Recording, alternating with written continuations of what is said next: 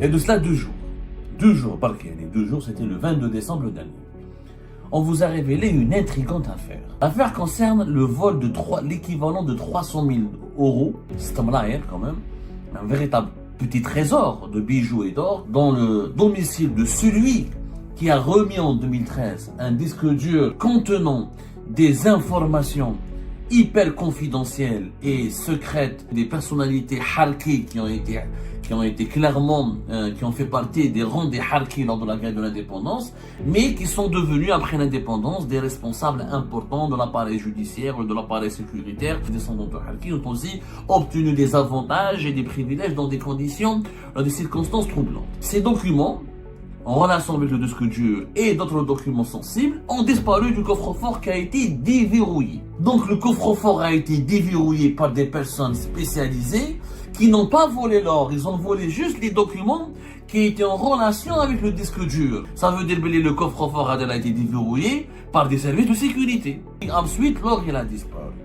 Mais Magnous Abdelwahab, le juge, n'était pas au courant de ces détails. Les juges d'instruction ont caché la vérité. On dissimule la vérité. Pourquoi? Et de cela 2 jours.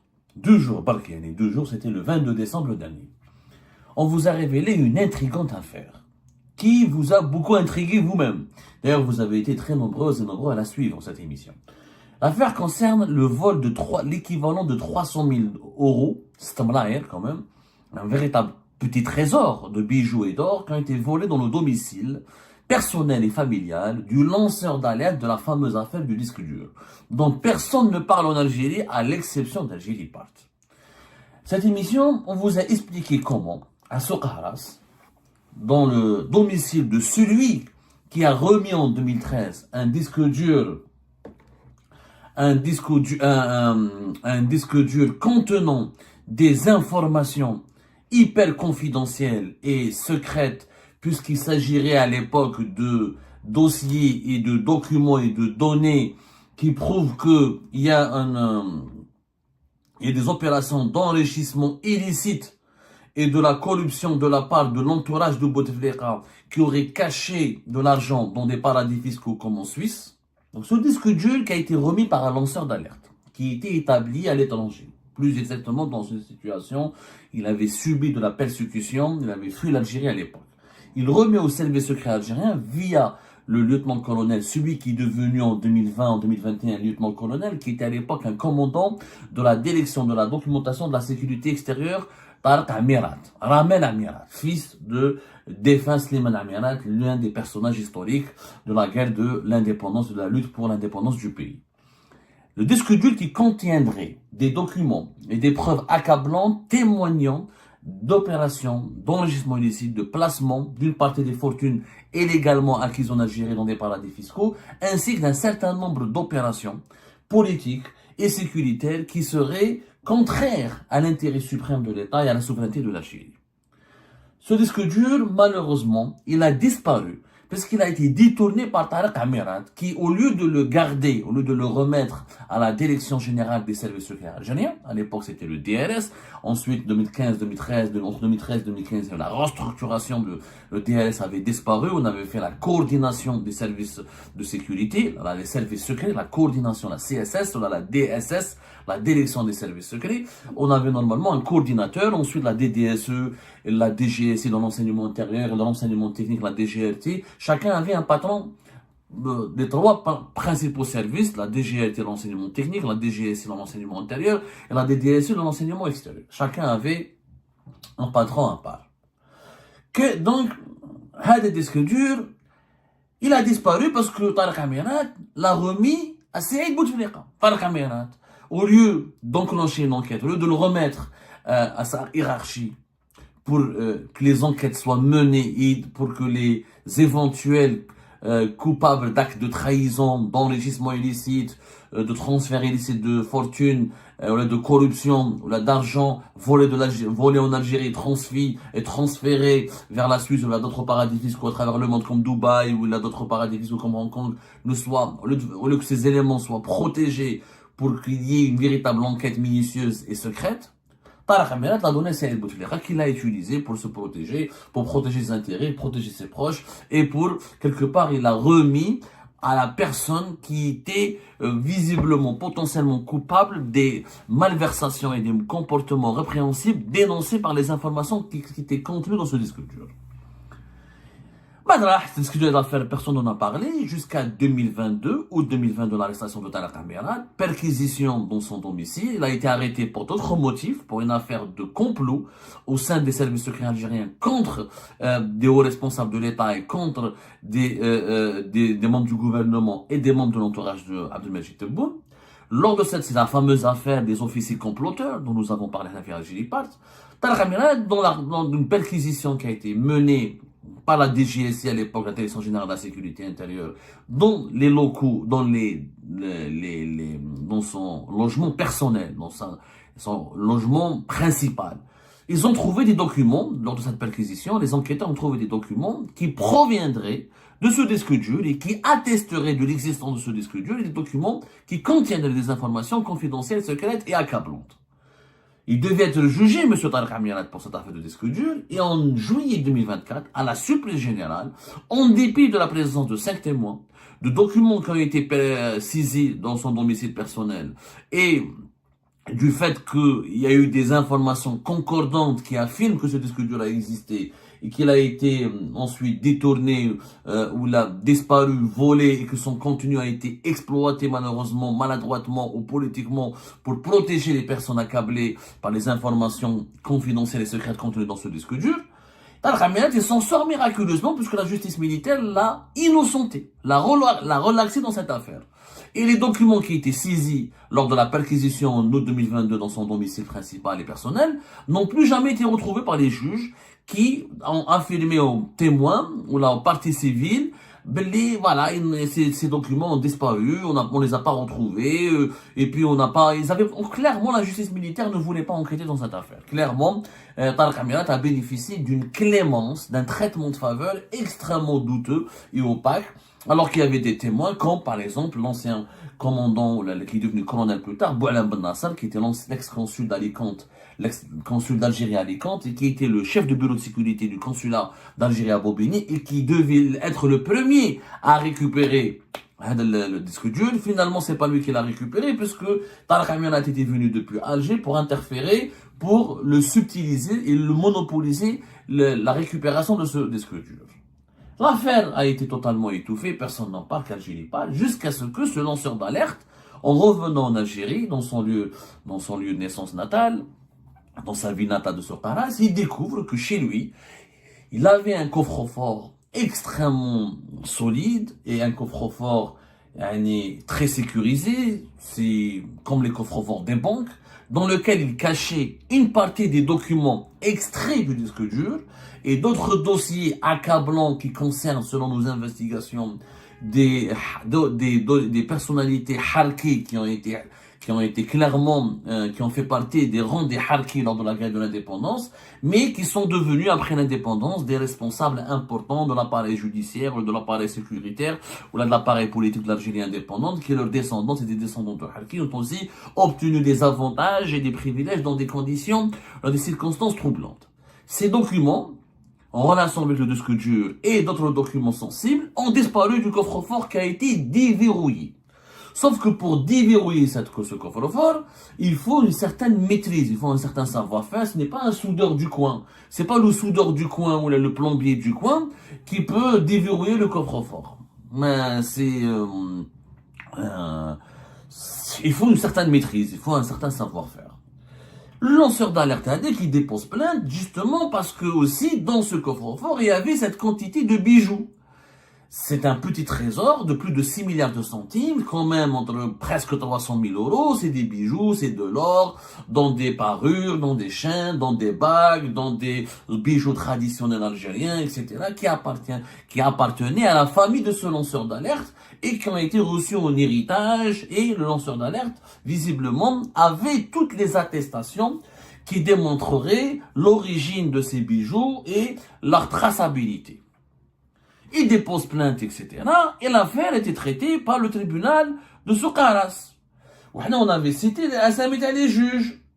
On avait donné des noms des juges, je vous les redonne maintenant. L'affaire, elle est très complexe et compliquée.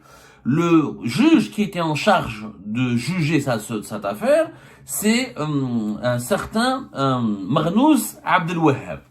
Adam Marnous Abdel Wahhab, il est juge au niveau de la cour de justice de Soukharas. Au niveau de la cour de justice de Soukharas. Adam Marnous Abdel Wahhab, c'est lui qui devait être le juge de siège. C'est lui qui devait juger cette affaire.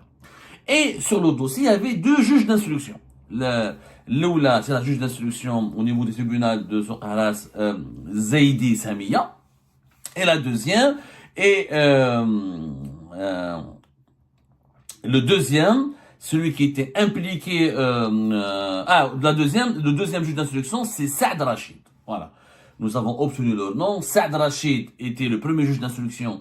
Les juges d'instruction, c'est quoi leur rôle? Les juges d'instruction, je schématise, c'est important de comprendre, et de mener l'enquête, l'instruction judiciaire, trouver les coupables, qui a volé cet or, demander au service de sécurité de faire une enquête, vérifier l'enquête qui a été menée par les services de sécurité, auditionner les personnes suspectes, décider de leur placement en détention, les soumettre à un contrôle judiciaire, etc. Homa Salbou, une jeune fille, qui aurait reconnu son père a récupéré cet or dans la maison de ce lanceur d'alerte et que c'est son père qui l'a récupéré, qui l'a revendu, qui lui a laissé une partie de cet or qui a disparu par la suite. Donc elle a été soumise en une simple fait divers. Donc au départ, Adam Marnous Abdel Wahhab, il pensait que c'était une simple affaire de fait divers. Et les deux juges d'instruction qui étaient en charge de ce dossier ne lui ont pas dit toute la vérité. Nous venons de découvrir et nous avons confirmé au cours de notre enquête finalement Adam Marnous Abdel Wahhab on lui a pas, parce que lui c'est un juge de siège, c'est pas lui le juge d'instruction.